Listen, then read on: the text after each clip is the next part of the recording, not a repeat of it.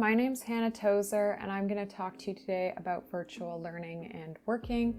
I also did another presentation on time management, so this is the part 2 to that presentation, as it'll help with your time management to understand how to have a better virtual learning and working experience. I work at Shopify. I've been at Shopify for almost 5 years.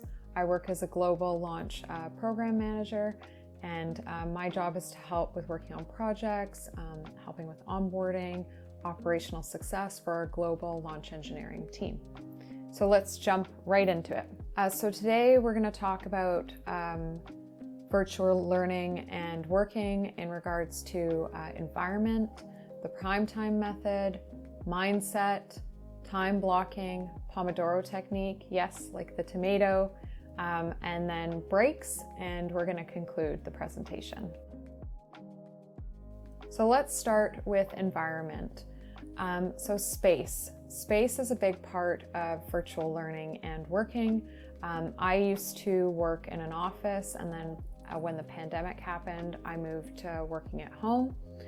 And I found that there were little tips that really helped me to making that adjustment.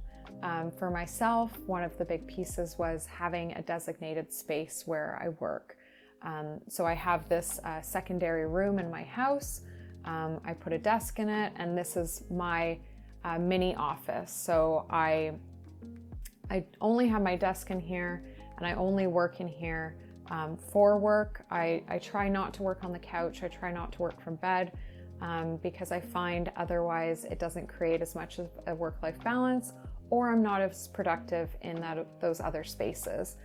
So I would encourage if you can to find a surface. It could be a table if you don't have a desk. It could be just a spot at the dining room table where you can set up and have your area, and creating that space where it's a dedicated learning space and a dedicated space for focus time. It also means that when you're not working, you can kind of leave that space and as if you're leaving your work. So it can be a very psychological piece there. Of that's your office, that's your space. When you leave, you're not working. When you're there, you are working and you're doing that head down work. That also means removing distractions. So having your phone away from that space, maybe you put it in the other room. If you can, like not having the TV on and watching the TV as well, unless that's something that does help you work. I understand in these times it can be hard to find that space. So if somebody else in the family has the TV on, maybe that means you get some earplugs or you put some headphones on and you listen to music. But trying to remove those distractions that might take away from your work or take away from your ability to work effectively. Schedule. And I'll go over this in a bit more detail in some of the other slides because the schedule is really important. So committing to a schedule or time frame. So having that designated time in the day where you're going to do this work and when you're going to do it. So also that means that you're creating time for time off. So for myself, I work Monday to Friday, 9 to 5, and then I have Saturday and Sunday off. So it might for you be a couple hours a day. It might be, designating Wednesdays as your work day or Monday and Wednesdays, so whatever works for you. I'm going to start by talking about the prime time method. So the prime time method will help with your scheduling. The prime time method is daily blocks where we are most productive. So thinking about with the prime time method, when in the day do you feel most productive? So for me, in the morning, I know I'm a little bit sleepier. It takes a little bit more time for me to ramp up in the morning. I am more of an evening person, but what that means is from 9 to 11 a.m., I'm answering merchant emails. So there's more technical questions. I'm reading over my emails that are sent to me from internally, from others at work. It might be project updates that they're sending, or I'm responding to those technical merchant questions. I find that the morning isn't as effective for me for writing project briefs or brainstorming or really thinking through a problem that could be relating to the operations or onboarding of the team. For me, that'll be later in the afternoon. Or I might take an extra hour of lunch and then come back in the evening for that extra hour. Because like I said, I am more of a night person. So I'll do a couple days in the afternoon of project work and then come back for that extra hour later and just review or look over what I've done for the day and then add to it and brainstorm, edit it. I find I'm a better editor in the evening. That's a little bit of a tongue twister. And if you're someone that also has meetings, like when do you have those meetings in the day? Maybe there's certain times of the week. So for myself, I like to schedule Tuesdays and Thursdays as meeting days. Wednesdays, we try and strive at Shopify to have no meeting Wednesdays. So you have a full day where you're just able to do head down work. So really thinking about that prime time method, when's the best time of day for you to get certain tasks done. And there's going to be some trial and error with it. It takes time to figure this out. It takes time to decide like what part of the day that you'll do X, Y, Z, but really trying to schedule that in as you go. And I'm sorry, I just realized that my video is cutting off some of that title, but it does say just prime time method. The next piece is mindset. So that mindset, which I briefly spoke about when I was speaking about the environment, is what do you need to get into that working mindset? So for myself, like I said, I worked in an office before and working at home. Obviously at the office, I didn't show up in my pajamas. I got dressed, I got in something that was still comfortable, but it was a little bit more professional for being around other employees in the workspace. So I would get out of my PJs and go to work. I have simulated that at home. So for me, when I come in this office, I'm out of my PJs and I'm ready for work. I brush my hair like I used to do. So all of those little routines that I used to do going for an office, I still do them, maybe not to the same degree, but to some degree so that I feel like when I'm coming into this space, I'm in that mindset to work and I'm ready to work. And then right when I leave this room, I get right back into my PJs and make dinner or do what I need to do. And I know that I'm not working. So it can be quite psychological in that sense, but it works for me. It might not work for everybody, but it's just a suggestion. It could also just be having a snack nearby or a cup of tea. Maybe having that initial cup of tea gets you in that mindset. Or putting on your headphones, starting a podcast, listening to music, putting in earplugs, whatever that does to help you get in that deep focus mindset. You also might start at the beginning having an accountability buddy. So somebody that you can say, I will get X done by Y time. It can even be helpful to say that out loud. So if you're saying out loud to somebody, I'm going to get this part of my project done by this time. Could be a parent, could be a coworker, could be a friend, somebody that holds you accountable. Also to remember that you're isolated but not alone. So working from home can be really lonely, but it doesn't have to be. So you can work with peers similar to how you used to work in a capacity face-to-face. People would meet at a coffee shop, maybe at the library, work together. You can still simulate that in a virtual environment by having you and a friend, maybe you meet over Zoom or you meet over Hangouts, whatever software, meeting software you want to use. And just sitting together, you could have your sound off and your video on or vice versa.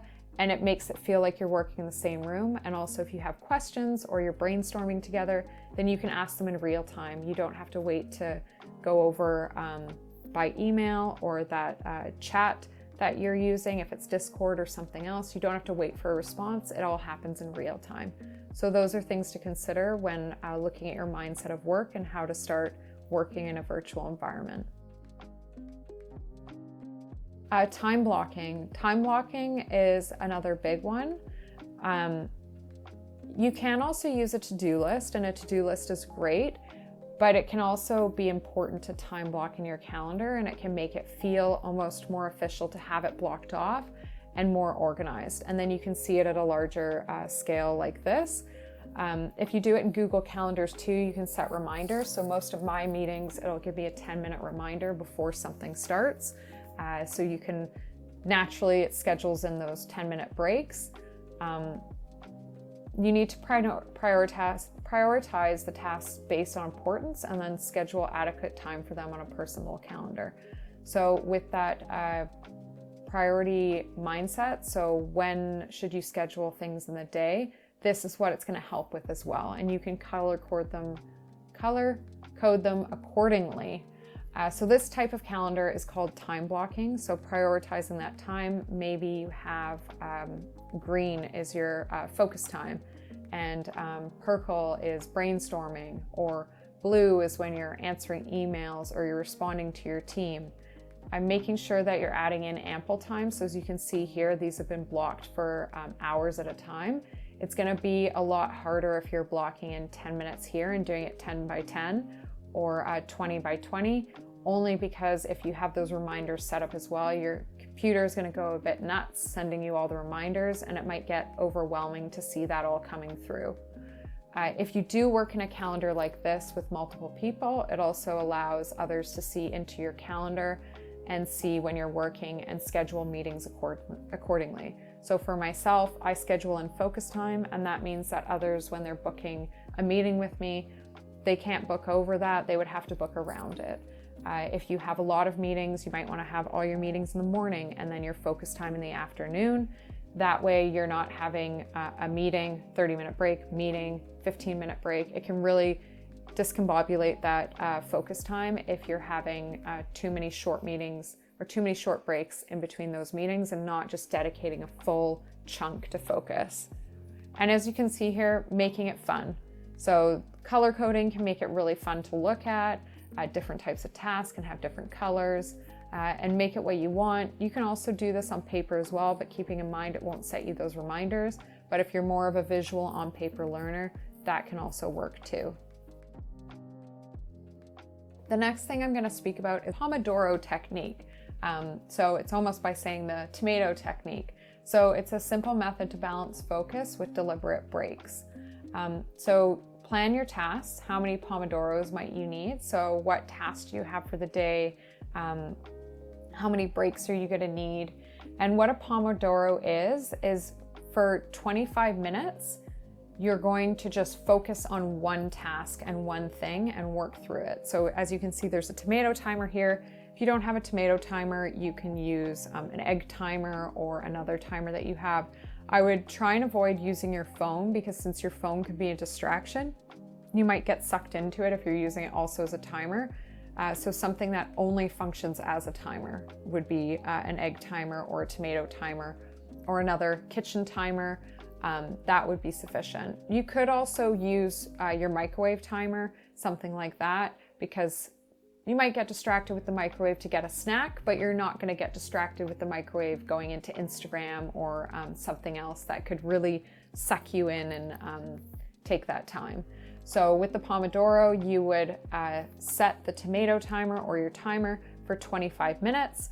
Once you set it, you put it aside on your desk, you start working on that one task, and you just keep your head down on that task. Try and avoid all distractions, keep working on it, and then once the timer goes off, you stop, you have a break. It's very important to have that 5-minute break, and then you start it again. And you keep repeating that Pomodoro, and you can take a longer break after 4, and you keep doing that throughout the day.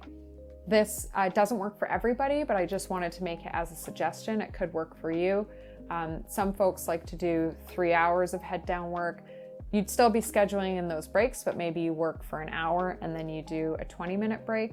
But for others, it can be hard to have that hour of head down focus time, and you need those 25-minute breaks and then 5 minutes. So this is also an effective way to schedule in that focus time and that break time.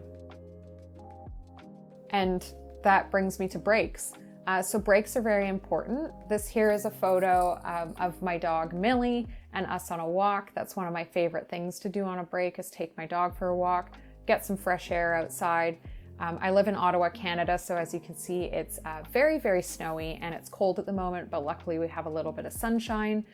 So make sure you schedule in those breaks. If they're 5-minute breaks that you're doing in the Pomodoro technique, it might be just to go to the washroom or grab some water, or grab a quick snack or stretch, but also scheduling in those longer breaks throughout the day where you can go for a quick walk, go around the block. Maybe you do some sort of exercise, listen to music, watch your favorite TV show for half an hour, just making sure that you're having a change of scenery. So for me, it would be important for me to leave this room, go into another room and take that break. You don't really want to take that break in the same place where you're working, because then it's technically not a break, and it also could be bringing distractions into that workplace. So if you're taking a break, for me, if I'm taking a break here and then I'm picking up my phone and going on Instagram, then I've kind of polluted that work area with those distractions.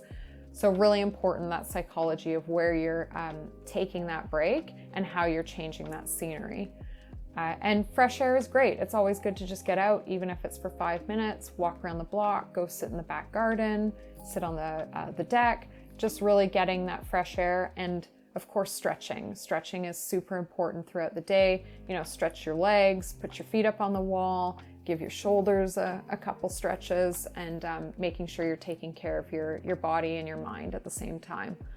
I'm also a big person with sleeping on it. So like I said earlier, I might be working on a project brief and then come back for an hour later to edit it and look over it.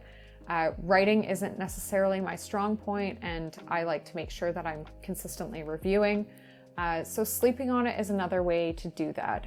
Maybe you finish up for the day, instead of sending that project or sharing it with your team. I mean, you can use your team and folks on your team as editors and fresh eyes. That's a great way to work as a team, is getting feedback from others and having them edit it. But another piece is just sleeping on it. So finishing up for the day, doing what you need to do, going to bed at whenever you do, and then waking up in the morning and looking at it with those fresh eyes and looking at it with the fresh perspective can be really helpful for that work, and just having that moment of reflection. In conclusion, so we're coming to the end. I know this was a quick presentation, but I hope you got some takeaways from it.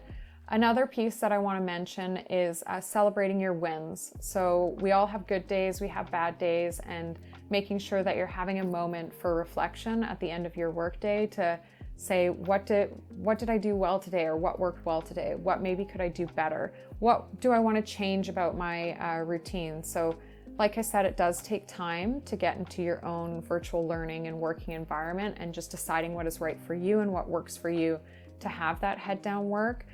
So don't be afraid for the trial and error, where things are going to work, things aren't going to work, and just changing it up when you can.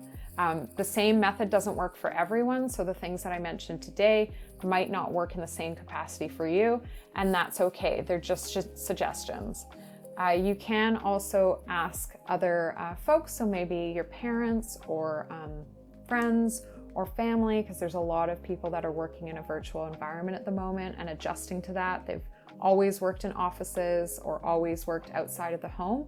Just asking them, like, hey, what worked for you? What didn't work for you? Do you have any suggestions for me? You can also have them as an accountability buddy, or somebody that you work closely with, or a peer that you're working at the same table in your home together, and when you're both there, you're both working.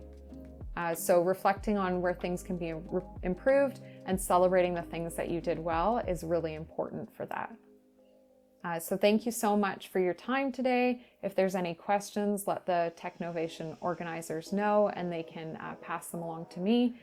But good luck with your virtual learning, and I hope that this helps.